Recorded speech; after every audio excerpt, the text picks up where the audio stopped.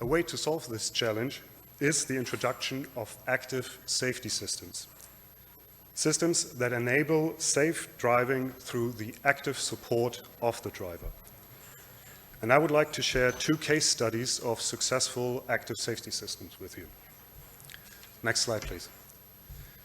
So what can you expect in the next minutes? First, I would like to answer 2 questions. What is active safety? And how do we regulate active safety? Then I would like to share the 2 case studies with you, and I would like to sum up with some conclusions. Next slide, please. So, let me define active safety. Active safety is used in vehicle engineering to describe all safety measures that help to prevent an accident from happening. The complementary term is passive safety. Passive safety describes everything that mitigates the consequences of an accident that actually happened. Active safety includes simple measures such as good sight from the driver's seat, good handling capabilities of the vehicle, good automotive lighting, and even improving the conditions of the driver by air conditioning. In recent years, the term active safety has become more and more a synonym for active assistance systems or automated assistance systems for the driver. On the other hand, just to mention that typical measures for passive safety are crash structures in vehicles, airbags, safety belts, and so on. Next slide, please. But how does a regulator prevent or actively prevent accidents from happening? Technologically, active safety systems benefit from the increased capabilities of onboard sensors and processing powers of computers. Active safety systems became available almost exactly 20 years ago. They have been constantly evolving since then, and regulators have adopted type approval requirements to the changes and to the chances of these technologies. For example, the European Union has introduced a continuous process to align the vehicle requirements to the state-of-the-art via the so-called General Safety Regulation. The first General Safety Regulation was introduced in 2009 and made some active systems mandatory. These included the Advanced Emergency Braking for trucks, also known as AEB, Electronic Stability Control, ESC, and for passenger cars and daytime lighting. After the implementation of the first General Safety Regulation, the EU Commission checked the development of the state-of-the-art of safety systems, assessed the cost-to-benefit ratio of those systems deployed, and developed the second General Safety Regulation, which entered into force in 2019. The second General Safety Regulation introduced more advanced safety systems, like passenger car advanced emergency braking system for pedestrians and cyclists, blind spot information system for trucks, and several other measures. Sorry for that. We do not know yet what to expect in 2029, but we're confident that we will see another safety regulation. Next slide, please. Let's have a look at what accidents to focus on in the urban area. I took German data for this analysis, not very surprisingly, and this diagram shows first the traffic participation with the size of the bubble and the number of traffic fatalities for the respective environment. So to the left, urban, rural, without highway, and highway on the bottom. In the urban environment, pedestrian fatalities are dominating by far, and bicycle fatalities are almost as relevant as car fatalities. Pedestrians and bicyclists, also named vulnerable road users, or simply VRUs, need to be protected, especially if you plan to make people switch from motorized traffic to public transport. With this in mind, VRUs should be in the focus of urban traffic safety. Next slide, please. Here's an old example showing what regulatory measures actually can do to reduce fatalities. In this case, motorcycle fatalities peaked at around 3 fatalities per year and 1,000 registered vehicles in the early 70s. Introducing a speed limit on rural roads and making helmet use mandatory helped to halve the fatality risk for motorcyclists. Since we know that regulatory measures can be effective, let's focus now on 2 case studies that were introduced to protect vulnerable road users in urban areas. Next slide, please.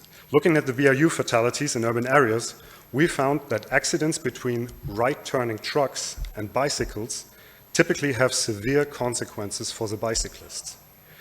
And I think all of the following is also true or can be transferred to electro scooters and small motorcycles. So reducing these accidents has a high priority. High priority not only by the numbers, but also to create trust of urban bicyclists in their own safety. Turning right with a truck is quite complex. While there are effectively no blind spots, truck drivers have to monitor 4 different mirrors on the right side. They also have to monitor the traffic around them through the windows and through further mirrors on the left-hand side. Actually, the mirrors to the right-hand side can be seen on the upper picture. So that is quite a complex task for the driver.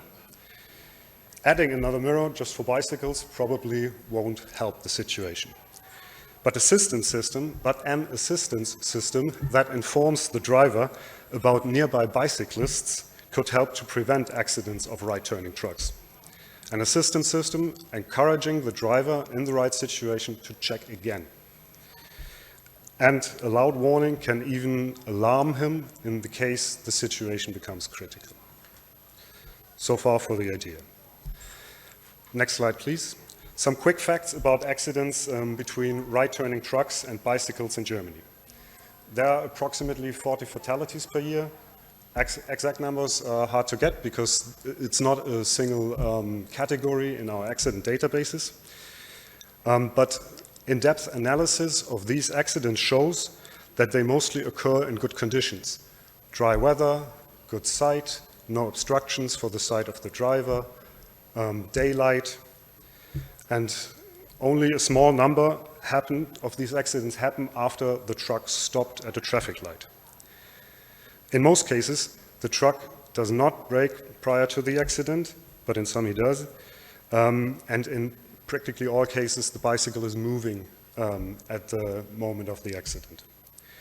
The impact point, and that can be seen on the picture to the right, is distributed around the front part of the truck. And the trucks involved are mostly heavy trucks, so the ones above 7.5 tons. Let's dive a little deeper into these accidents. These 2 diagrams from our accident database show accumulative speeds. They're hard to read, sorry for that, but they're quite informative. So the left diagram shows cumulative speed distribution. Blue is the initial speed of the truck and red the impact speed of the truck. The impact speed is a bit lower than the initial speed, so the speed before the impact, which indicates that at least some of the trucks braked. But 90% of these speeds are up to 30 kilometers per hour for the trucks, and 90% of the impact speeds, so 90% of the initial speeds are 30 kilometers per hour, and 90% of the impact speeds are above 20 kilometers per hour. The bicycle speeds are also up to 20 kilometers per hour. So knowing these speeds, 30 for the initial for the trucks, 20 for the impact speed, and 20 for the bicycles, we know at what speed range an informative assistance system should be working. So that is why these are quite informative. So now we know where this system has to actually work. The right diagram shows the relative speed between truck and bicycle. The most important takeaway here is that in about 40% of the accidents, the bicycle is initially faster from the truck, so coming up at the truck from the rear. However, in 30% of the accidents, the truck is faster than the bicycle. So the truck overtakes the bicycle in these situations. And in some, the speed is approximately the same. So the right-hand diagram actually tells us that the system should be looking at the front side of the truck and at the rear side of the truck to take care of both situations, the situation where the truck is faster and the situation where the bicycle is coming up from the rear. So, what does an assistance system do? Often, assistance systems are designed to give a warning for a critical situation. Warnings normally have a high intensity, which works good when they're issued right. They draw the attention of the driver towards a problem and make him react accordingly or appropriately. The problem for the turning situation is the short time before the accident. A driver's reaction to a stark warning normally requires reaction time, and that time is normally around a second. Also, a high-intensity warning signal might not work for the situation of the right-turning truck, as if there is a bicycle detected next to the truck and the truck does not want to turn right, the signal might go off anyway. So if a truck is driving in a densely populated urban area and there are a lot of bicyclists or electro-scooters, he would constantly have this warning signal and he would turn the system off. A better way is to simply give a low-intensity information to the driver. That means that he has low annoyance by the system, and that if this system also has a directional component, he knows where to check again. With that in mind, an information system has been selected for the blind spot information system regulation. And there is also a requirement for additional warnings if the situation becomes critical. So if right before an impact there will be a warning, but as said, probably with a lower impact to preventing the accident than the actual information system. So with these findings from the last two slides in mind, Germany has conducted initial experiments on how to test such a system and how to define tests for such a system in a regulation, using bicycle dummies and turning trucks. It turned out that it is possible to specify experiments really with the turning trucks, but for the first iteration of that regulation, it was simply chosen to do parallel driving with the bicycle and the truck to check the activation strategy of the system.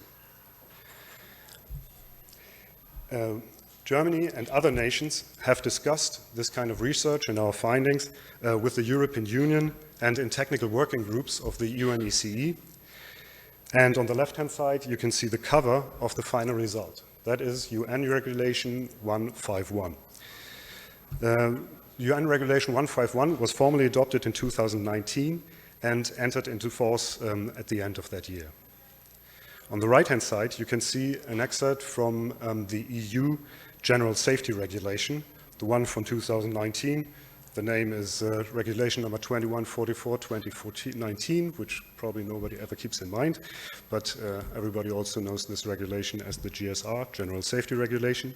And this regulation requires trucks to have corresponding systems for new types from 2022 on, and for new registrations in the EU from 2024 on. We do believe that these systems will help to remove turning accidents from accidentology in this decade. And we consider it a success for the good of road safety in urban areas that these systems are now mandated through the European Union. Another success story is the story of the Automated Emergency Braking System, AEB. First systems were introduced in 2003 for car-to-car accidents, back then with quite limited functionality. But the performance of this system has been improved voluntarily by the manufacturers.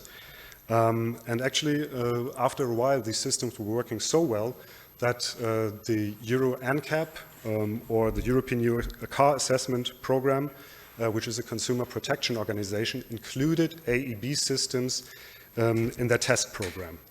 In 2014 for car-to-car accidents, in 2016 for pedestrian accidents, and in 2018 for bicycle accidents. Including these systems in the NCAP test program gave a strong motivation to the manufacturers to improve upon these systems in order to get a good rating result in the NCAP tests. And since the systems developed so quickly, emergency brake assistance has been selected for the second, also selected for the second EU General Safety Regulation. That means that mandatory requirements were developed and are to be fulfilled by new passenger cars in Europe from July 22 on for car-to-car accidents and for all new registrations from 2024 on. For pedestrians and bicycle situations, so this is just for car-to-car accidents, which is already in force. For pedestrians and bicycles, these are going to be mandated from 2024 and 2026 on. On the next slide is also there the final result, which was in another UN regulation, regulation number 152. And as with the regulation number 151, this regulation is also now referenced by the European Union in the type approval system. So you can also see that it is required for crossing cyclists for up to 40 kilometers per hour. So the accident has to be completely avoided if a cyclist crosses and the car drives 40 kilometers per hour. That means the brake, it has to come to a stop at that situation. For crossing pedestrians, up to 42 kilometers per hour, and for rear-end collisions between cars, up to 42 kilometers per hour too. So avoidance means complete stop. So those are the new requirements. So we expect that these systems will have a very positive and large effect upon accident figures within this decade, and that they are going to contribute to make cycling and the walking or pedestrians in urban areas much safer. There's more to come. The newly revised regulation for trucks, or for the advanced emergency braking systems for trucks, also requires avoidance in collisions with stationary and moving vehicles in front of the truck for up to 70 kilometers per hour. And above 70 kilometers per hour, it is required that there's a strong reduction in impact speed. And the revised regulation for trucks will also require an avoidance for accidents with crossing pedestrians for up to 20 kilometers per hour. This technology is not that well developed in trucks as it is for passenger cars at the moment, so there is a lower limit. This regulation will enter into force in 2025 for new vehicle types and in 2028 for all new registrations in the EU. And not in the EU, but according to the UN homologation. But this regulation is also a strong candidate for the next revision of the General Safety Regulation of the EU. And it could actually even be mandated earlier than the next EU General Safety Regulation is going to come out in 2029. Let me sum up with the conclusions. So we believe that active safety, the automatic prevention of accidents, will help to increase urban traffic safety significantly. The European Union is following a roughly 10-year cycle to update their vehicle requirements and regulations with a strong focus on active safety system and to make best use of new technical components. The current iteration of the EU Safety Regulation number 2144/2019 includes and requires several active safety systems already, and these include the blind spot information system and the advanced automatic emergency braking AEB for passengers. Përfshihen edhe automjetet për pasagjerët, por edhe për kamionët, në mënyrë që të shmangen këto aksidente në zonat urbane dhe Kjo është një mënyrë, kjo është një kërkesë e re pra që kamionët të parandalojnë aksidentet e tyre ku përfshihen këmbësorët dhe ciklistët dhe normalisht që puna është në proces e sipër dhe mendoj që do të arrihet në një rezultat më konkret nga mesi i vitit të ardhshëm. Pra uroj shumë që t'ju kem dhënë një panoramë shumë të qartë të mënyrës se si mund të kontribuojmë tek siguria e drejtuesve të mjetit, ciklistëve dhe këmbësorëve dhe uroj shumë që të shohim një miratim sa më të shpejtë të rregulloreve të përmendura gjatë prezantimit. Faleminderit. Nëse keni pyetje më pas, pasi fatkeqësisht më duhet të largohem dhe nuk mund të pres për pyetje tani, mi bëni shpejt, pasi më duhet të largohem. Faleminderit. A question? No. Thank you. Faleminderit për vëmendjen.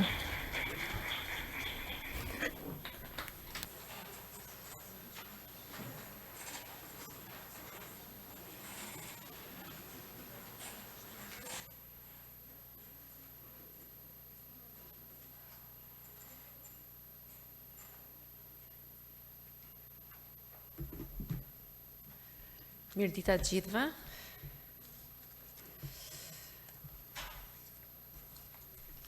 Unë jam Julinda Dhame, jam drejtoreshe përgjithshme në Bashkinë e Tiranës për mjedisin dhe zhvillimin e qëndrueshëm. Edhe ndryshe nga pasioni im që kam për mjetet motorike, vi këtu që t'ju prezentoj planet e Bashkisë Tiranës për Green City dhe sidomos për mënyrat alternative të lëvizjes në qytetin e Tiranës. Në fakt, unë kisha një lajm shumë të mirë për Blendi Gonçën që nuk ndodhet këtu dhe sidomos për institucionin e tij. Okay. Mirë, doja përcjellni juve. Se në fakt, ne në bashki jemi duke punuar për disa plane vendore, jemi duke punuar për planin e cilësisë ajrit që fillon në nëntor dhe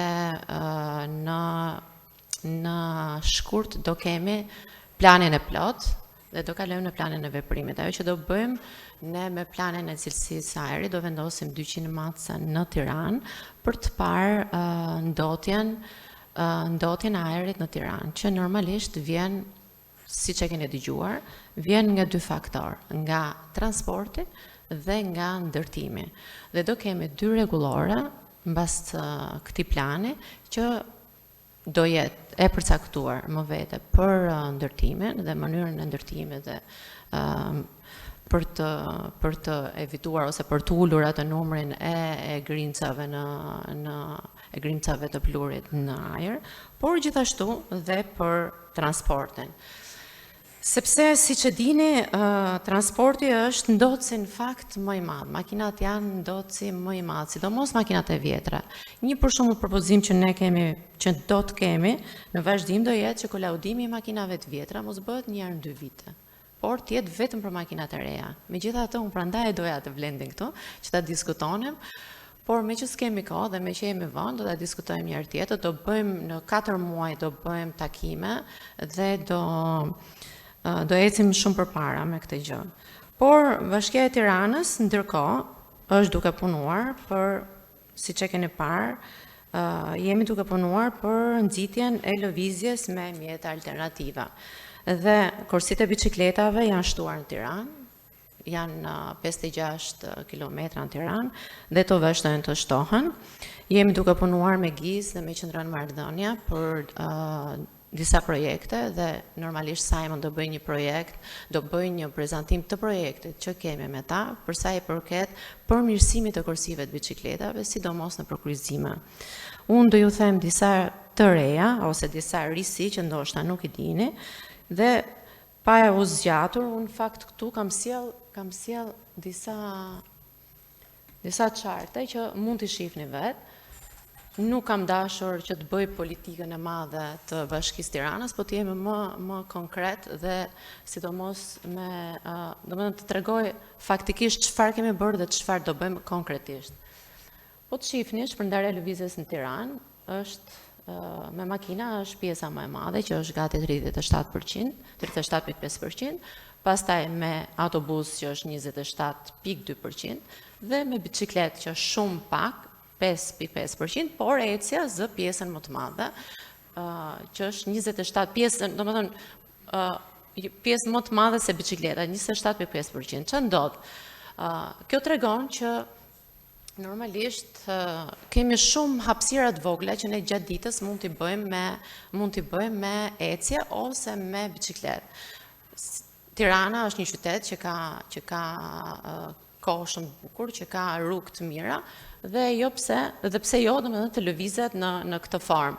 Jemi mësuar, ne i duam shumë makinat dhe kemi pasur mangësi nga koha e komunizmit normalisht. Megjithatë kanë kaluar shumë vite dhe duhet të kuptojmë që lëvizja me këmbë apo me bicikletë është një mënyrë jo vetëm trend, po bëhet trend, por është e domosdoshme dhe po të shohim nga të gjitha, do kalosh pak të slajdet e tjera, dhe po të shifni nga të gjitha slajdet që ne kemi sjell, shumica e përdorin bicikletën dhe për punë, jo vetëm për kënaqësi.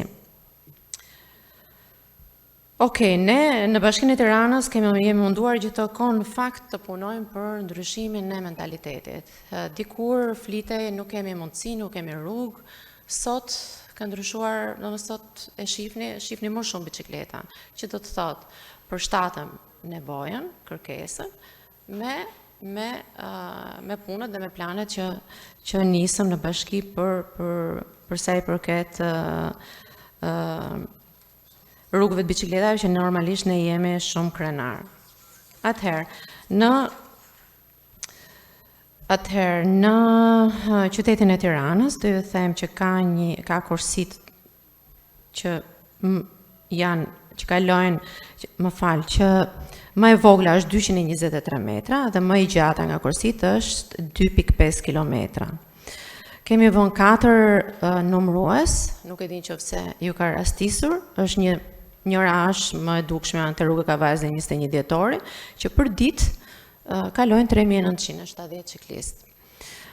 Do bëhen dhe 6 të tjera këto vite, ndërkohë jemi duke punuar për sigurinë dhe mirëmbajtjen e kursive të bicikletave. Kemi vendosur parkime bicikletash sepse kërkesa është shumë e madhe. Dhe kemi bashkëpunim të jashtëzakonshëm dhe me të gjithë institucionet, po sidomos me organizatat jo qeveritare, që na kanë ndihmuar për sondazhet dhe ne vazhdojmë eci me dëshirën për ta bërë qytetin më green. Përveç nxitjes lëvizjes me mjete alternative, ajo që kemi bërë është shtimi i hapësirave pedonale dhe gjithashtu shtimi i hapësirave të gjelbra që në 8 vite mundëm të mbjellnim 1 milion pemë dhe këto 4 vitet e ardhshme duam të mbjellim po 1 milion pemë të tjera. Shumë faleminderit edhe nëse keni pyetje, po të shpejta të lutem.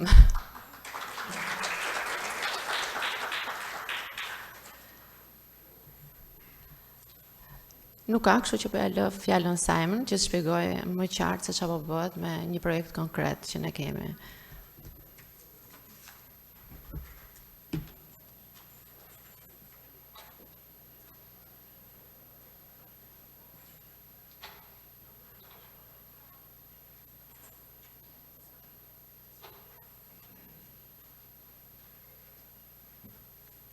Hello. I have a lot of slides, and I'm going to show you every one of them. I'm going to take my time. Okay, so thank you for being here.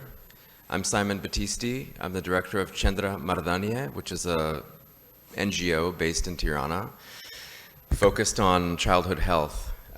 We work with the city of Tirana mainly, now very closely with Ms. Dame's department as well, on a number of projects. And today I'm going to talk about school streets mainly, and how we do them and why we think that physical protection is the only way that we can seriously change the public space for safety.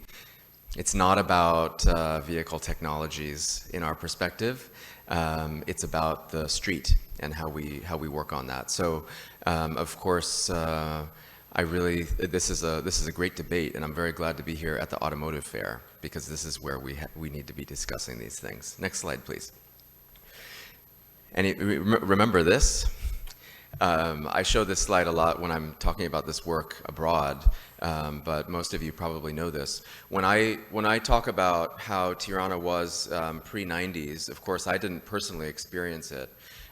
I've lived here only for 9 years, but this situation plays a lot into our understanding.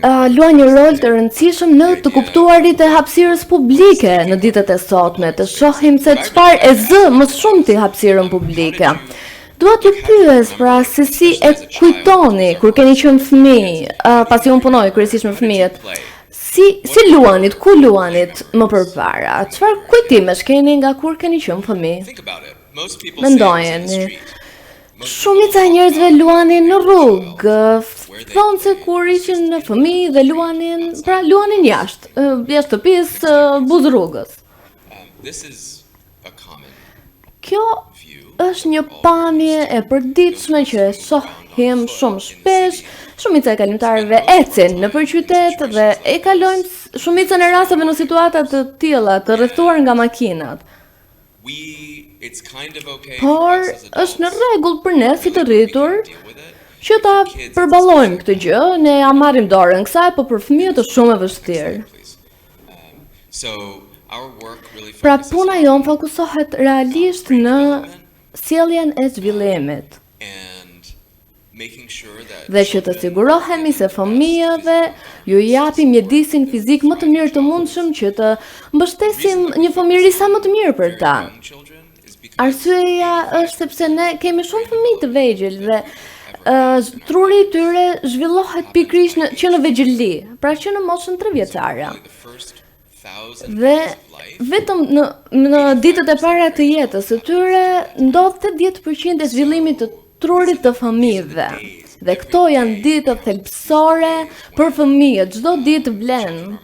Fëmijët në këto ditë janë më të cënueshëm ndaj kushteve të pashëndetshme rreth tyre dhe ne duhet që t'i mbrojmë ata dhe kujdestaret e tyre që nga momenti kur lindin, madje edhe para se të lindin, gjatë periudhës së shtatzanis, por që nga momenti që fëmijët lindin, ne duhet t'u japim një mjedis të shëndetshëm, pasi ata janë kaq të cënueshëm gjatë kësaj periudhe.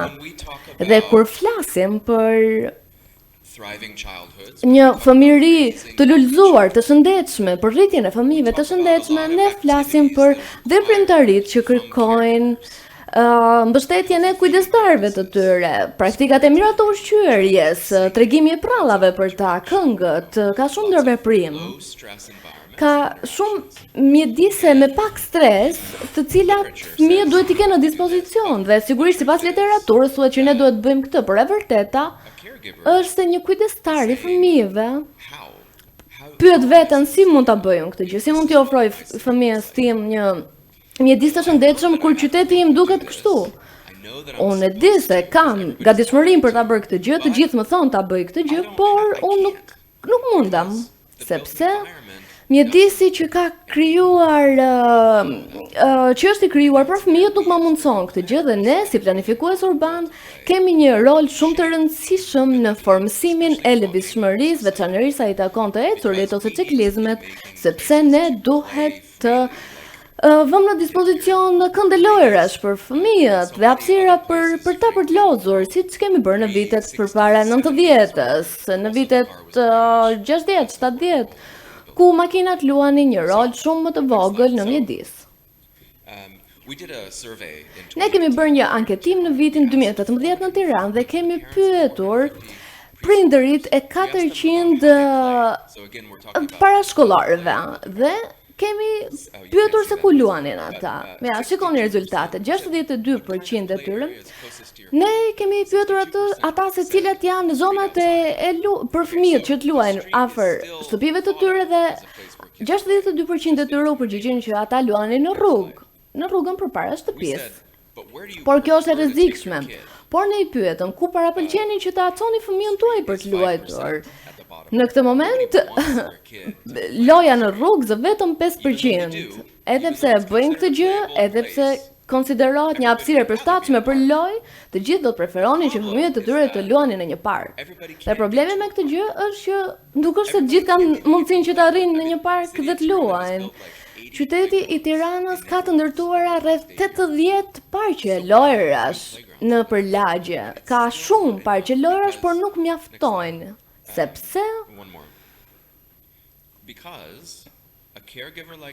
një kujdestar I fëmijëve që ka një foshnjë 6 muajshe, po ka edhe një 3 vjeçar në shtëpi, po duhet edhe të gatuaj gjatë ditës, se do të shkoj të blej gjëra gjatë ditës. Duhet t'i bëj pra gjitha gjërat, gjitha punët e shtëpisë, të pastroj, nuk ka kohë që ta marr fëmijën për të ecur. Kjo është një fest që kemi bërë në rrugë. 3 vite më parë e kemi ndërtuar një ambient të përshtatshëm për të luajtur në ambient të hapur dhe nënat na u përgjigjen që ku I çoni fëmijët për të luajtur, ata na thanë nuk e dim, ku të mundem. Pasi na thanë që për të shkuar deri në park është rrugë e gjatë. Pra na thanë që duhen 5 minuta kohë për të shkuar deri te parku, por nëse nënat janë kaq të zëna, sigurisht që nuk mund gjejnë dot as 5 minuta për të ikur atje. Por nëse fëmijët tuaj kanë akses në natyrë dhe dalin në hapësira me ajër të mirë 2 herë në javë, kjo nuk mjafton. Kështu që parqet dhe këndet e lojrave nuk funksionojnë të vetme, ne kemi nevojë për rrugë të sigurta dhe të shëndetshme, që është I vetmi vend ku çdo fëmijë, pavarësisht nëse janë të pasur, të varfër, të çfarëdo lloji kategorie, strese shoqërore, pavarësisht nëse mund të futen në makinë dhe të shkojnë në mënyrë të sigurt diku, çdo fëmijë ka të drejtë të ketë akses në kënde lojrash përmes rrugëve të mirë ndërtuara. Do të ec pak më me shpejtësi tani, por pyetja është se çfarë mund të presim ne nga kujdestarët. Ne themi që fëmijët luajnë dhe buz rrugës, por fëmia nuk duhet të jetë duke lëvizur nëpër rrugë. Fëmia duhet të jetë duke vrapuar nëpër rrugë pa frikë se mund ta shtyp një makinë. Dhe këtë frikë nuk duhet ta ketë as kujdestari I fëmijës. Po pse po e lë këtë fëmijë të luajë? Sigurisht që kujdestari I fëmijës ka frikë nëse fëmijën e shtyp makina, nuk ka frikë për ndonjë gjë tjetër. Si të krijojmë hapësira të sigurta në qytet, të mbrojtura nga makinat? Lind pyetja. Pra, sa vjeç ju duket ky fëmia këtu? Pra, duket që është një fëmijë I vogël. Dhe sigurisht që ne nuk duam që fëmijët të kalojnë aq shumë kohë përpara ekraneve, sepse nuk I bën mirë ndërtimit të tyre të trurit, që të kalojnë shumë kohë përpara ekraneve, dhe këtë ne e dimë që të gjithë.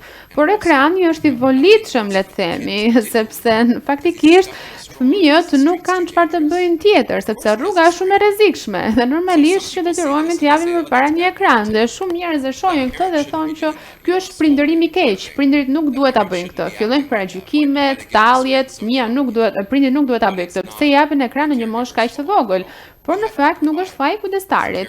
Ne duhet t'i japim kujdestarëve një mjedis më të shëndetshëm. Kjo është përgjegjësia jonë si planifikues urban, si administrator qyteti, si punonjës të qytetit, si punonjës të qeverisë, të gjitha qytetet e kanë këtë lloj përgjegjësie. Të paktën ky është mendimi im dhe mendoj që edhe ju, shumica për ju bini dakord me këtë. Por normalisht që fëmijët duhet të rriten në mënyrë më të mirë të mundshme nga kujdestarët. Pra, kjo është puna jonë, kjo është ajo që bëjmë ne si organizat.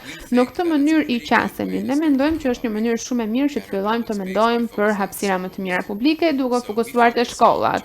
Pra ne fokusohemi pikërisht tek kthimi I shkollave publike në parqe publike, pra duke hapur portat, duke krijuar një bosh shkolle, duke I bërë shkollat destinacione të këndeve të lojrave, pra duke shtuar më shumë shtresa, më shumë mundësi. Përveç lagjes, përveç parkut në lagje, pra mund të kemi edhe parqe në shkolla dhe normalisht I gjithë ambienti I shkollës duhet të mbrohet edhe nga rruga përkatëse e shkollës dhe prandaj po flasim këtu edhe për projekte në shkollave të gjelbra, pra komponenti kryesor është që të kemi rrugë të sigurta në afërsi të shkollave. Dhe këtë mund ta gjeni kudo në qytet. Pra nëse këtu kemi pra të paraqituar të gjitha shkollat 9 vjeçare të qytetit. Pra disa prej tyre ndodhen në lagje, nëse mbroni, pra kemi një rreze prej 300 metrash në shkollë, që është diku tek 10 minuta distancë ecjeje. Nëse çdo shkollë ka një park publik afër dhe një rrugë të sigurt, diku tek 80% e qytetarëve të Tiranës do t'i duhej që të bënin pra një ecje vetëm 10 minuta për të shkuar në një ambient të sigurt. Pra, më lejoni që t'ju shpjegoj pak më mirë këtë gjë. Kalojmë slajdet, pra këtë po bëjmë pikërisht. Pra praktikisht ne e kthejmë shkollën, pra e kthejmë rrugën në nivele bazë të sigurisë. Pra mund të shihni që në Tiranë keni shumë ambiente të tilla, kemi asfalt të parregulluar, kemi thjesht sipërfaqe të mëdha asfalti, pa sinjalistik. Dhe ajo që kemi bërë ne është që e kemi kthyer slajdin tjetër, të lutem, pra mbajmë një pjesë të parkimit. Pra jemi shumë të kujdesshëm, përpiqemi që të mbajmë vendet e parkimit paksa për ta bërë më të favorshëm vendin, por këtu për shembull mund ta lexoni shumë qartë ato që ne kemi bërë. Është në një zonë mjaft të njohur, besoj se e njihni të gjithë. Pra gjithashtu këtu kemi disa pjesë të rrugëve që ndodhen pranë shkollës, këtu kemi gëlqere dhe kemi bojë, të cilat ndodhen në rrugë. Vazhdojmë ecë me slajdet, sepse nuk do të flas shumë për këtë. Kjo është mënyra se si kemi bërë ne. Janë mjaft të lira, por janë shumë funksionale. Kanë një vrim në mes në mënyrë që mund të hidhen në vendin e duhur. Gjithashtu ky është një baba i cili përkulet për të ngritur pra çantën e fëmijës. Këtu më pas kemi një kantier ndërtimi pranë shkollave dhe normalisht këtu kemi ftesën për të luajtur. Kalojmë, ju lutem kalojmë slajdet. Pra një vend shumë i mirë për të ulur, për të qëndruar ulur. Pra bizneset mund ta dekorojnë këtë zonën që shihni këtu. Vazhdoni, ecim me slajdet, tjetra. Vazhdoni, kaloni slajdet. Pra tani do të kalojmë tek zona 11 janari, është një projekt që kemi bërë në fakt një vit më parë, ndodhet në mes të lagjes së bllokut, nëse nuk e dini, kjo është pamja përpara. Pra jemi duke fokusuar tek shkollat, tek rrugët pranë shkollave. Pra duhet të rregullojmë fluksin makinave pranë shkollave. Është shumë kaotik qarkullimi aty, sidomos në periudhën e mëngjesit. Qarkullimi është i çmendur kaotik aty. Dhe arsyeja sepse është kaq kaotik është që të gjithë përpiqen që t'ia kalojnë tjetrit. Dhe normalisht kur keni një seksion rruge që është vetëm 4 metra, normalisht që një makinë është diku tek 1.4 metra mesatarisht. Dhe nëse keni një korsi që është 3.6 për shembull, që është praktikisht korsia standarde, atëherë të gjithë njerëzit bëjnë këto që hipin mbi trotuar. Dhe kodi rrugor i Shqipërisë ka me të vërtetë shumë rrugë urbane, të cilat kanë një gjerësi prej 3.6 metrash.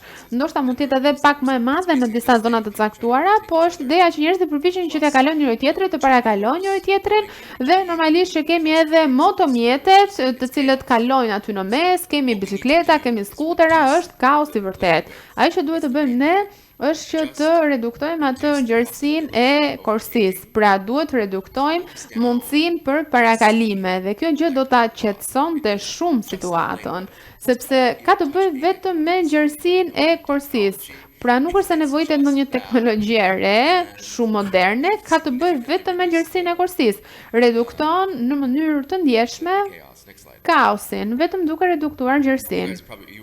Me shumë mundësi e mbani mend këtë pamje, domethënë kjo është trotuari, dhe përpara çdo shkolle keni pikërisht të barrierën që supozohet që t'i mbrojë të gjithë ata që kalojnë, është makt, nuk funksionon sepse të gjithë ecin në rrugë.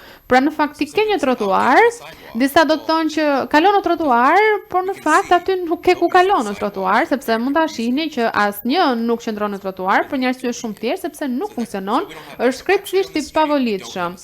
Pra, praktikisht, zëre se nuk kemi trotuar në zonat të tilla. Pra, kjo është ajo që kemi bërë, ky është seksioni më parshëm i rrugës, pra këtu mund të shihni që keni një hapësirë parkimi, keni edhe korsinë e lëvizjes që është 3.6 metra e gjerë, dhe më pas keni edhe korsinë e ecjes. Kështu është e skematizuar. Slajdi tjetër, ajo që kemi bërë është që këtë korsinë e parkimit e heqim. Pra, e heqim korsinë e parkimit dhe reduktojmë gjerësinë e korsisë të lëvizjeve në 3 metra dhe atë hapësirën shtesë ja japim trotuarit dhe në këtë mënyrë do të kemi një hapësirë ecjeje prej 4 metrash. Kështu duket pikërisht një hapësirë ecjeje prej 4 metrash. Mund të bëjmë këtë me 4 metra, mund të ecim paralel me fëmijët dhe ky është problemi i madh sepse mund ta ndryshojë krejtësisht situatën. Ju mund të vraponi, mund të keni një fëmijë të vogël i cili vrapon lirisht, askush nuk friksohet në një gjerësi të tillë prej 4 metrash. Mund të keni fëmijë të rritur, të cilët ecin, të cilët vrapojnë. Këta janë të mëdhenj me trup, vrapojnë shumë shpejt, nuk janë të friksuar. Dhe me qëra fjala, për shoferët, për drejtuesit e automjeteve, kjo është më e mirë, sepse drejtuesit e mjeteve kanë vetëm një korsi, do të ecin vetëm drejt, nuk do të dalë askush që të pres rrugën, sepse kanë trotuarin përkatës, nuk do të shqetësohen më as për kohën. Ideja është që të gjithë njerëzit do të kenë hapësirën e tyre, dhe në këtë mënyrë bëhet ndarja. Ky është Chelsea. Shikojeni pak të gruan, thjesht qëndron e ulur, nuk e shqikni dot, por në cepin e rrugës ka asfalt. Dhe në fakt ajo po qëndron aty në cep të rrugës dhe duke qenë se është e ngadalë, sepse automjetet ecin me 50 km/h, në fakt ajo është drejtuar me shpinë nga rruga. Pra asnjëherë nuk do të qëndroni me shpinë në mënyrë të tillë nga rruga dhe këtë gjë e përmirëson edhe trotuari prej 4 metra sepse ngushton korsinë e lëvizjes. Në fakt këtu kemi një video me mbivendosje kohore. Më mirë është të mos e luajmë videon tani. Videon e keni aty, mund ta shikoni edhe në rrjetin ton social. Pra, kjo rrugë mori në fakt reagime shumë të mira dhe në fakt krijoi një lloj nxitjeje për qytetin, sepse ne jemi një OJF, ne mbështesim qytetin e Tiranës, por i kërkojmë gjithmonë që të ndërtojnë më tepër, të ndërtojnë më shpejt, sepse kjo është realisht e nevojshme dhe kur bën gjatë për të parë ka një lloj ngurimi, gjë që është mos e kuptueshme, sepse ka një risk për çdo gjë që bën, sidomos për sa i përket hapësirave të parkimit, ka risk për sa i përket reduktimit të gjerësisë të korsisë, dhe normalisht ne shohim kryesisht riskjet negative, por në momentin kur morëm këtë lloj feedbacku nga projekti, mendoj që krijoi një nxitje shumë të mirë, krijoi një lloj besimi në bashki që po bënim gjën e duhur. Feedbacku, komentet e prindërve është fenomenal, por gjithashtu njerëzit e shohin edhe nga një këndvështrim më gjerë dhe thonë që wow, sa e mirë është kjo rruga që kalon pranë shkollës. Pra në momentin që shihni këtë, ju mbetet në kujtesë. Dhe në fakt ky është një koment me të vërtet shumë i mirë për t'u vlerësuar. Gjithashtu kemi edhe ministrin e arsimit në Irland, ai kishte kaluar këtu, më saktë kishte parë në një postim në Twitter dhe kishte shkruar në një ripostim që është shkolla më e mirë për të pasur pranë shkollave dhe në fakt është gjë shumë e mirë. Kishte parë edhe programin e shkollave të Tiranës dhe kishte thënë që kjo është rruga më e mirë që kam parë unë pranë një shkolle. Pra kjo rrit nivelin e besimit. Pra, siç e shihni, kjo është ajo që ne kemi bërë, kemi maksimizuar zonën mbrojtëse, siç e kemi përmendur dhe më parë. Pra, normalisht kemi siguruar një hapësirë më të mirë mbrojtëse. Prioriteti me lëvizjen e automjeteve është ngadalësimi ndërmjet gjeometrisë dhe jo nëpërmjet kamerave të detektimit të shpejtësisë, jo nëpërmjet oficerëve të policisë, sepse këto gjëra në fakt kanë rezultate shumë të dobta. Kemi variabla të tjerë. Nëse ndroni vetëm gjeometrinë e rrugës, merrni rezultate më të mira. Automjetet ngadalsojnë dhe nuk është nevoja që të gjobisni njerëz. Kjo është mënyra dhe zgjidhja më e mirë për të gjithë. Pra këtu kemi një pamje tjetër, pra kemi disa hapësira ku njerëzit mund të ulen dhe normalisht duhet të jenë shumë komode për njerëzit. Ky është thjesht një detaj, por në fakt i kemi ndërtuar të gjitha këto me ndërmarrjen bashkia dhe bëhet nëpërmjet tenderimit, nuk kemi në mes kompani ndërtimi, kostoja është e ulët, nuk përdoren pra le të themi beton dhe mund të bëjmë dhe gjëra argëtuese si puna e këtyre. Ajo që mund të bëjmë është mund t'i presim këto që shihni këtu dhe mund ta kthejmë në një pamje të tillë. Pra nuk shpenzojmë para, është thjesht kostoja e punëtorëve. Pra është e mahniqme, me vërtet kemi një projekt me kosto të ulët dhe duke qenë se ka kosto të ulët, është i volitshëm edhe për qytetin dhe është i zbatueshëm për qytetin. Kaloni ju lutem slajdet tjetrin. Pra kjo është një rrugë pra një shkolle që sapo e kemi inauguruar, është shumë e thjeshtë. Çelësi i këtij projekti ose më saktë kleçka ka qenë thjeshtësia, pra që nuk ka pasur shumë gjëra aty, nuk ka pasur shumë zhvillim. Çelësi ka qenë për mbrojtjen. Në momentin kur njerëzit ndihen të mbrojtur, ata mund të jenë vetvetja dhe mund të shohin secili punën e tyre. Pra duhet thjesht që shikojeni pak këto, pra këtu kemi vetëm beton dhe boj. Normalisht këto i kemi në dispozicion, dim se si t'i përdorim. Dhe ajo që është një gjë mjaft e bukur rreth fotos janë njerëzit dhe jo sfondi nga pas. Pra ajo që duam të shohim nëpër qytete janë njerëzit. Prandaj na pëlqen hapësira urbane, prandaj na pëlqen të jetojmë në qytete sepse jemi rreth njerëzve të tjerë. Dhe mendoj që shumë herë projektuesit merren shumë me detajet e projektimit të objekteve. Normalisht që çdo projektues futet në thellësi, përkushton shumë vëmendje projektimit të vet që të duket bukur, po nuk ka të bëjë me këtë, sidomos në projektimet urbane, sidomos në projektimet e rrugëve. Nuk ka të bëjë me mënyrën si do të duket, ka të bëjë kryesisht me mënyrën se si mendojnë njerëzit, pra se si do të duken njerëzit në ato kontekste. Ky djali këtu për shembull e ka marrë vajzën e tij në skarën e biçikletës dhe po ngjet biçikletën shumë i qetë, është kaq e thjeshtë pra. Por sigurisht që kjo situatë duhet mundësuar. Kjo është dita e dytë e lyerjes dhe inaugurimit të rrugës dhe kjo është dita e dytë që ishte hapur shkolla. Ka ndodhur tani së fundmi në shtator. Pra ata e zbuluan se çfarë do të bënin me këtë zonë dhe në fakt pata bërë dhe një fotografi një ditë më përpara që po e bënin pikërisht këtë tek stoli që ndodhej prapa murit. Por kam përshtypjen që e kaluan në borën në anën tjetër sepse është më e lehtë që të kalojë biçikleta. Pra brenda 2 ditësh ata mësuan që në këtë zonë mund të jepnin biçikletës për të shkuar në shtëpi dhe për të shkuar në shkollë në një mënyrë shumë të qetë. Tani do të flas pak këto projektin më të fundit që kemi hapur. Kjo është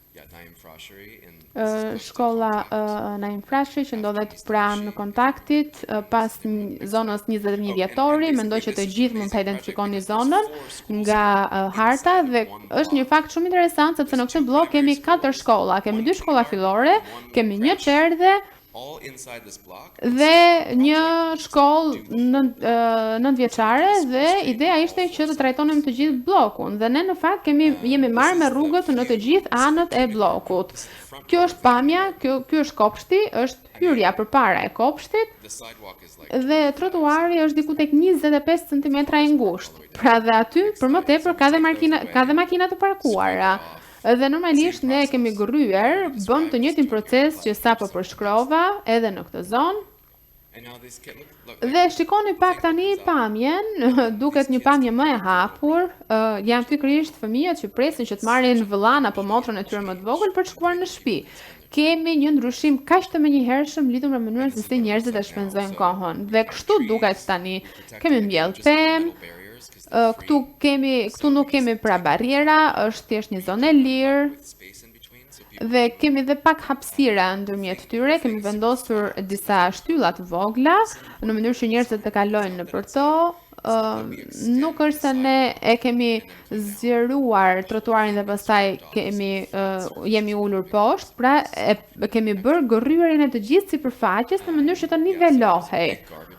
Këtu kemi në fakt një foto të kazanëve të mbeturinave që ndodhen përpara shkollës. Normalisht askush nuk do që t'i ketë këto kazanë mbeturinash përpara shtëpisë apo përpara shkollës, pavarësisht se kur janë përpara shkollës nuk ankohet njeri dhe normalisht mund të jetë deri diku e volitshme sepse të gjithë shkojnë aty dhe hedhin mbeturinat. Por mund të jetë edhe një problem shumë i madh. I hoqëm nga këtu dhe i vendosëm anash dhe më pas ndërtuam një lloj platforme që fatkeqësisht ju nuk mund ta shihni.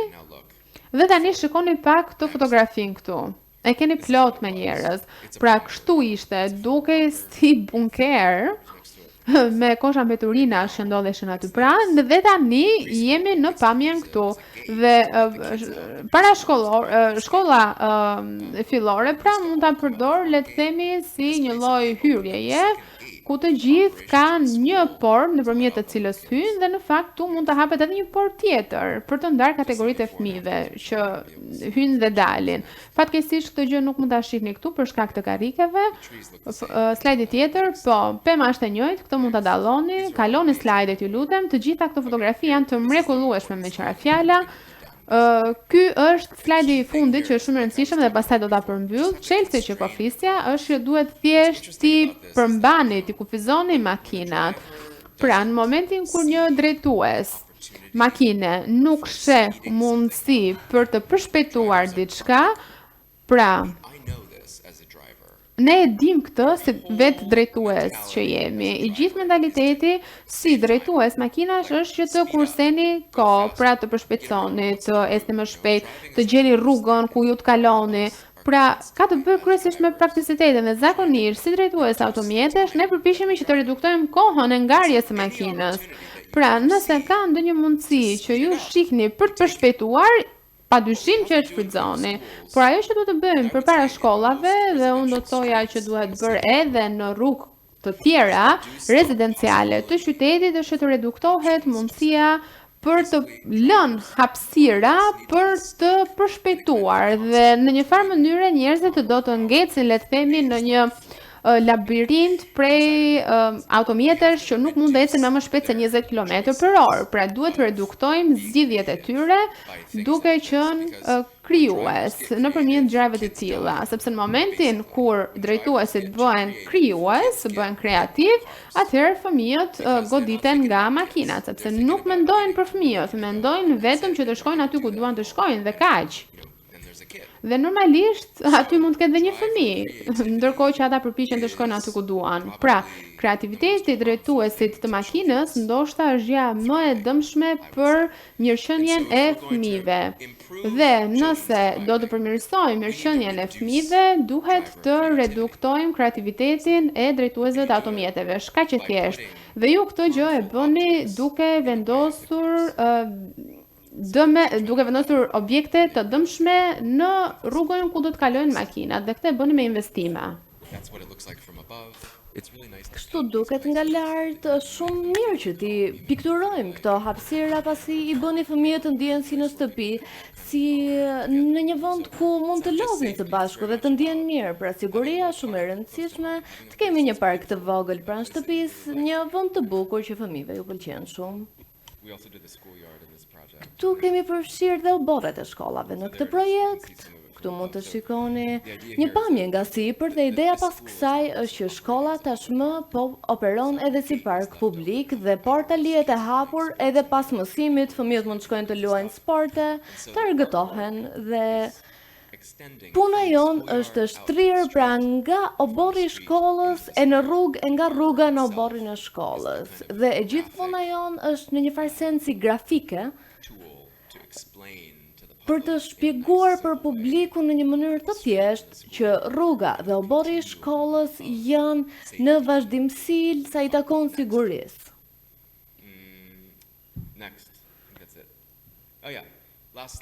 Slajdi i fundit, shikoni. Kur bëra pyetjen si ta bëjmë këtë gjë, këtë projekt, si do të ndihmohet kujdestari i fëmijës. Pra, në këtë mënyrë, siç e shihni në figurë, përmes infrastrukturës, përmes sigurisë bazë rrugore dhe kur ju e bëni këtë gjë, kjo grua pra po është ulur aty në hije, po pushon dhe ndoshta mund të lexojë edhe një libër apo po i lexon një libër vajzës së saj. Ndërkohë që ka dhe një foshnjë në karrocë, pra ju nuk është se po ju shpikin këto gjëra, kjo ka ndodhur realisht një javë pas nisjes së projektit. exactly the list of stuff that Kjo I showed you in the është first slide. gjëja që ju tregova që në slajdin e parë. Pra, këto na e kanë thënë të gjithë psikologët e fëmijëve, mjekët, na kanë thënë që duhet të ndjekim këto sjellje, të ndryshojmë sjelljet edhe të prindërve, pra të ofrojmë hapësirë fizike. Kaq kisha. Shumë faleminderit.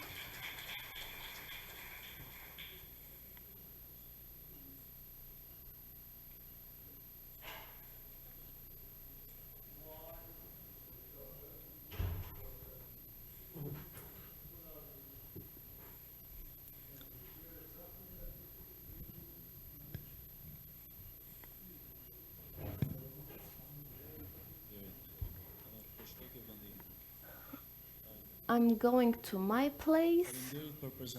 Thank you for your introduction. It was quite interesting.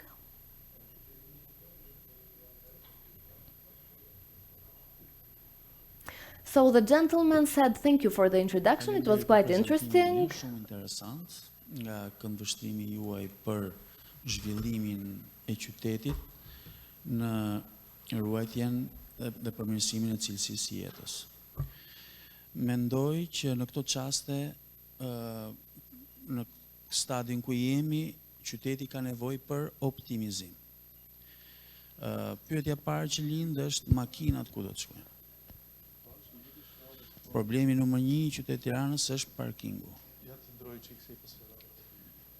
Parkingu duhet të rikonceptuar dhe për më tepër duhet nisim një nga terma më social, mbështetur edhe në psikologjinë tradicionale të tonën, ku të paguar çdo gjë nuk është standard jete i jetës tonë. Dhe një nga këto është edhe nonsensi që pse kur makina qëndron duhet paguajmë. Domethënë, makina s'bën asgjë, është thjesht do flërgjum, do të çohet një herë në javë për të shkuar jashtë Tiranës. Unë jam një nga këto lloj përdoruesi që gjithë javën lëviz në këmbë ose me biçikletë për të çuar fëmijët, për përmbushur detyra për shkuar në punë. Po themi një distancë ditore 5 kilometra, domethënë këtë rrezë i kryej gjitha veprimet e mia me biçikletë. Dhe makinën e përdor vetëm një herë në javë. Dhe kur vjen fundjava, kur gjej parkingun e lirë, më duket sikur kanë kapur një bingo. Okay? Tani, problemi për fëmijët është edhe vice versa. Në momentin që ne i krijojmë hapësirën fëmijëve për këtë luksin momental ose nga shkolla në shtëpi apo e tjera, sepse fëmijët nuk mund të lihen më në rrugë sot edhe për shumë arsye të tjera, krahasuar me vitet 70-80, la dolce vita, ose edhe pak më herë. Por në ditët e sotme fëmijët duhet jenë gjithkohë shoqëruar me prindërit dhe rruga është vetëm një aksesor shumë momental për jetën e tyre. Problemi qëndron që a nuk po bëjmë në një rreth vicioz duke i hapur rrugëve vendin për fëmijë, duke hequr makinën, duke rritur kostot për mirëmbajtjen e makinës, për ta parkuar, ne po i heqim fëmijëve argëtimin e diçka tjetër? Sepse paraja në qoftë se do të paguhet për një gjë, do të paguhet për diçka tjetër. Pra, në këtë sens, unë dua të them që jemi pak në inflacion negativ në raportin me parkingun. Gjitha ato pamjet që pam aty është persekutimi që biçikletat dhe hapësirat publike i kanë bërë makinave. Rrugët kryesore janë zënë kryesisht nga hapësirat publike. Kemi raste konkrete, për shembull rruga Mine Peza që është bërë me një drejtimshë. Can I reply? Hang on. Let me reply to this now, because this is a long conversation that we should keep having. But let me reply to the parking first, and then we're going to go on. Për Okay, parkimin dhe më pas do të vazhdojmë nëse keni dëshirë. My opinion. Sipas mendimit tim, It's not the unë city's mendoj se nuk responsibility. është përgjegjësia e bashkisë që të jap hapësira falas për ju që të lini makinat. It is the city's responsibility. Është përgjegjësi e qytetit dhe e bashkisë që të ofrojë transport cilësor publik. Let me Nuk funksionon mikrofoni tani, po flas unë. I think the city belongs to the citizens. Mendoj se qyteti i përket qytetarëve dhe ne jemi në ndërlidhshmëri me njëri tjetrin, kështu që ne Can I just finish, please? Yes. më lejoni të mbaroj. No for who belongs to the city and Pra what is the responsibility. do të di thjesht i kujt është qyteti, por siç e thash, qyteti i përket qytetarëve. And the city is Dhe part of the citizens. qyteti duhet jetë dhe i sigurt ndër të tjera. Ajo çka është e vërtet është se 52% e familjeve në shtëpi nuk zotrojnë një automjet, një makinë. Shumica e familjeve që zotrojnë një makinë, pra një makinë, ajo makinë zotrohet kryesisht nga kryefamiljari, nga babai. Dhe qyteti përbëhet nga qytetarët dhe ajo çka ju po thoni është se kryesisht drejtuesit janë meshkuj, por qyteti përbëhet nga fëmijë që janë 9-16 vjeç, persona që janë të varfër për të pasur një makinë. Dhe persona të tjerë që duhet të qarkullojnë nëpër qytet duke ecur apo me biçikletë, duke qenë se kanë nevojë për ta bërë këtë gjë. Jo, mos më ndërprit një sekond. Children's, okay? This is very Sigurisht që qyteti duhet të ofrojë lehtësira edhe për fëmijët. very important part of Fëmijët janë një pjesë e rëndësishme e qytetit. Qyteti është projektuar për shoferët meshkuj në të kaluarën, që nga modernizmi i hershëm, që nga shpika e makinës në fakt. Qytetet janë projektuar vetëm për burrat, pra që të shkojnë në punë të vinë në shtëpi. Duhet ta ndryshojmë të mentalitet pasi ka shndërruar në një kasaphan qytetet tona, duke qenë se kemi dhe numër të lartë aksidentesh. Kjo gjë duhet të ndryshojë dhe nëse kategorizojmë këtë gjë në një luftë gjinore apo kategorisht, askush nuk do jetë dakord me këtë gjë. the male is not Unë mendoj se drejtuesit meshkuj janë një pjesë e rëndësishme e qyteteve, e familjes, e të mirave, por do with the disa persona përdorin makinat në qytet, is frustrating the rest of the citizens. Okay? por duke qenë se ky numër është shumë i lartë, frustron dhe irriton personat e tjerë, kalimtarët, e duhet të arrijmë një ekuilibër So lidhur me këtë gjë, kështu që duhet të the worst thing in the city. marrim në konsiderat dhe aspektet më negative. Për shembull, një ndërtesë shumë interesante Important architect of e Italy një in Milan, for arkitekti example, shumë të rëndësishëm në Milano për shembull, ka krijuar një farë ndërtese në formë peme, një ndërtesë ekologjike. in my point of view, Dhe it's, sipas këndvështrimit tim, a step backward. është një hap mbrapa pasi i sjell njerëzit afër pemës, afër ndërtesës. Okay, Pra, let me just respond to one of the things. më lejo ti përgjigjem njërës për pyetjeve tuaja pasi po dalim nga tema.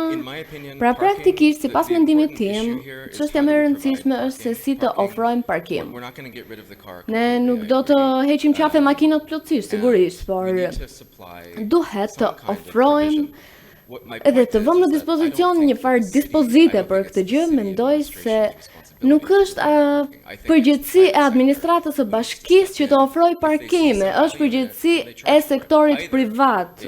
Ata sigurisht që ju tarifojnë përmes shumë mënyrave, por në një farë pike kostoja do të rikthehet te drejtuesi i makinës dhe pronari i makinës, pasi personat që nuk ngasin makinën paguajnë taksën e rrugës pa marrë asnjë përfitim. Kjo është thelbësisht e padrejtë dhe përgjegjësia e bashkisë është që të krijojë një mjedis të drejtë. So, because it's been free Duke for so qenë long, se I know that it ka hurts to qenë have that një taken away. aspekt falas për shumë kohë, e di që ju dhëm të paguani për të, por ne duhet të arrijmë në një pikë ku kostoja e pronësisë së makinës, pa përmendur shkatrimin e madh për mjedisin, To get back to a place of fairness. pra le të arrijmë në një moment drejtësie ku të tarifohem edhe për We're doing it. barën që i sjellin publikut, kështu që kjo duhet ndryshoj. Nëse keni një You're going to have to understand. ambient të mirë parkimi ku mund ta lini aty, sigurisht që do keni ndryshime në stilin e jetesës, ndoshta duhet të zhvendoseni në një qytet më të vogël. Po flas realitetin, nuk jam politikan, jam thjesht përfaqësuesi OJF-s, kështu që fakti është që qytetet po i bëjnë këto ndryshime tani dhe kjo është rruga që po ndjekim dhe vetmja gjë që duhet të bëjmë kryesisht është ta bëjmë këtë gjë sa më shpejt. I can't hear It's not. the It's gentleman. absolutely not the house. No, what was- Nuk ka so të where did bëjë we me live? Where did we live vendodhjen, 400 years ago? ku kemi jetuar përpara 100 vitesh. Does anybody else want to say anything? Dëshiron dikush tjetër të thojë diçka, le t'i japim fjalën dhe zotërisë tjetër në panel. Do ta vazhdojmë të diskutojmë, por për hir të seancës, pasi më duhet bëj dhe përmbledhjen, le të dëgjojmë dhe pyetjet e personave të tjerë. But who pays? And the question of who pays is the Çështja owner se of the kush car, not the public. paguan është në përgjegjësi të drejtuesit dhe pronarit të makinës, jo të publikut të gjerë.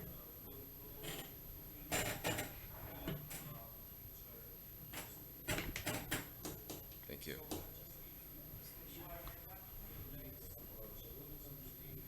That's a twisted argument. That's completely Është një argument paksa i komplikuar ai që sapo thatë. And thank you for your presentation. It was quite, Faleminderit për prezantimin. what I was Ajo çka wondering is, dëshiroja të thoja use any particular është se methodology a përdorni ndonjë metodologji të caktuar in the situation? lidhur me situatën përpara dhe pas. Please, Nëse po, ju lutem na tregoni. Yeah. Yeah. Çfarë metodologjie keni përdorur lidhur me këtë gjë? member of Euro program and FIA Pasi program un jam antar i programit tuaj as an automobile club. dhe antar i klubit të automobilëve dhe kemi krijuar projekte të ngjashme përpara shkollorët If you are using some particular dhe dua të shoh nëse dhe ju po përdorni ndonjë metodologji të ngjashme. We measure, Po. we measure 5 key. Kemi matur 5 tregues kyç në rrugët më të afërta pranë shkollave Speed. që kanë të bëjnë me shpejtësinë e automjeteve A lot of times, dhe shpesh herë we shaped those ne indicators. i kemi formësuar këta tregues në një mënyrë që kemi thënë se çfarë duhet të ndryshojmë, le të gjurmojmë këtë gjë, të monitorojmë këtë gjë, duam të reduktojmë shpejtësinë e automjeteve dhe shumica e këtyre projekteve reduktojnë shpejtësinë me rreth 50%. Kemi matur mesataren dhe i kemi kategorizuar sipas automjeteve, përfshirë këtu dhe kamionët. Kemi matur aspektet lidhur me kalimtarët, se si ecin kalimtarët në rrugë, kemi matur cilësinë e ajrit. Measure, and then we basically just keep Dhe track më of pas what we kemi have, like, monitoruar adding se seating, çfarë like mund të amount of seating, shtojmë, and mund të also shtojmë shade, stola dhe shade, hije në rrugë. from trees. Nga pemët pra, So those do give us mbjellim this dhe idea. pemë. The main thing is speed. Gjëja Is kryesore vehicle ka të speeds, bëjë and me how we're reduktimin e trying to reduce shpejtësisë së automjeteve.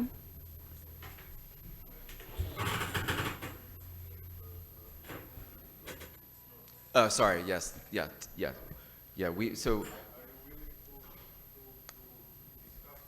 of course.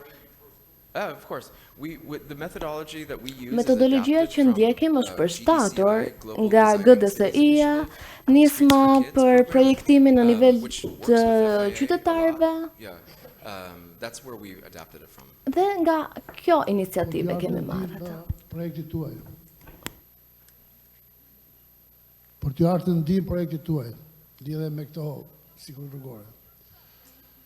Unë jam një ekspert i sigurisë rrugore për gjithë përdorus të rrugës dhe doja t'ju thoja që është një projekt shumë i bukur, por ka disa gjëra që ose i merrni parasysh për pjesën e sigurisë. Çdo gjyrë që vendoset tek tabela vertikale dhe horizontale ka një kuptim. Edhe ke semafori, edhe ke sinjalet e rrezikut, edhe ke sinjalet lajmëruese, sinjalet urdhëruese dhe sinjalet horizontale.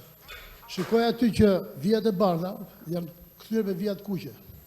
Vijat e kuqe janë për të bërë stop, sepse këmësori ose fëmia mësohet negativisht. Nuk duhet kalosh ke vijat e kuqe sepse do të presësh dritën e gjelbër. Kështu është e përdorus të rrugët ke semafori, edhe ke sinjalet vertikale. Gjyra për shembull e bardhë tregon që është qendër banuar. Gjithë shoferët do të ecën me 40 km/h. Gjyra gjelbër është autostradë, do të ikësh me 110. Gjyra bëj kafe, zonë turistike. Gjyra zezë, zonë industriale. Pra, gjyrat që vendosen tek gjithë sinjalet rrugore, horizontale, vertikale dhe gjithë pjesët e tjera të rrugës kanë një kuptim për sigurinë rrugore. Ndryshe janë fasadet e mureve dhe të pallateve. Faleminderit. Thank you. Yeah. Yeah, thank you very much for that comment. Shumë faleminderit për komentin. I totally agree. Jam shumë I dakord. think that the work that we've been doing Puna so që kemi bërë deri më tani needs to be integrated duhet with të the integrohet standards. me standardet rrugore. I think that's very important. Mendoj se është e I rëndësishme. also, the road code. Kodi we follow the road code rrugor everything that we do ndiqet. is Çdo gjë që approved bëjmë by the Department of miratohet nga Transportation Departamenti i Transportit of the city. i And, qytetit. there's a little bit of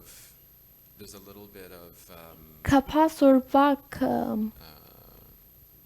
it's a challenge to get those approved. sfida pra për të marrë këto miratime, pasi duhet të punojmë më shumë me strukturat e transportit. Të gjitha këto projekte për rrugët kalojnë në për software inxhinierik që përdoren, kështu që The turning radii, all of ne marrim në fokus edhe rrezet e kthesave, çdo gjë të ngjashme, kështu që the markings markimet, are in my opinion shenjat dhe sinjalistikat rrugore janë në mendimin tim bit of this project that pjesa e fundit e këtij projekti që duhet të miratohet në mënyrën e duhur, pasi personat slowing people down. sa i takon pra ngadalësimit të personave që kalojnë në rrugë, We're seeing that people are hitting ne shohim që personat ngadalësohen nga barrierat. that goes like this. Për shembull, nëse kemi rrugë gjerpëruese, People are speeding at night. personat ecin me shpejtësi natën dhe nuk shohin dhe duhet të vëmë sipërfaqe ndriçuese, reflektuese. Kështu që shumë faleminderit për komentin tuaj. Faleminderit, unë jam Lediani, dhe gjithashtu dhe unë jam një nga më ekspert të sigurisë rrugore si kolegu im. Kur ju keni bërë ngushtimin e korsive të lëvizjes të automjeteve, që thamë që një automjet është 2.55 në gjërësi, është marrë në konsideratë që makinat e emergjencës si zjarë fikset, që janë kamion të mëdhenj, të cilët janë dhe shumë të lartë, do lëvizin me një shpejtësi relativisht pak më të madhe në ato korsi që ju i keni ngushtuar, dhe gjithashtu ato mund të kontaktojnë me pemë, sepse një automjet i tillë për të lëvizur në atë lloj korsie duhet që të shmanget diku në mes të korsisë për të shmangur goditjet dhe për të rrëzuar pemët. How have you handled? So same thing. Njëjta gjë. The length of the vehicles is being Gjatësia by the e makinave, height. lartësia e makinave është marrë gjithashtu në konsiderat. Duhet postuar korsia dhe Pra- dhe pemët. Yeah. Where there's trees, we need to divert the road, let's say. I'm So. not sure. I suppose that's included in the approval. Mendoj se kjo gjë është përfshirë në raportin e miratuar nga departamenti. It hasn't been an issue so far. Kjo gjë nuk ka qenë problematik deri më tani, We will think more about that. por do të It's an important thing. mendojmë më shumë për këtë gjë, do të diskutojmë pasi është një aspekt i rëndësishëm.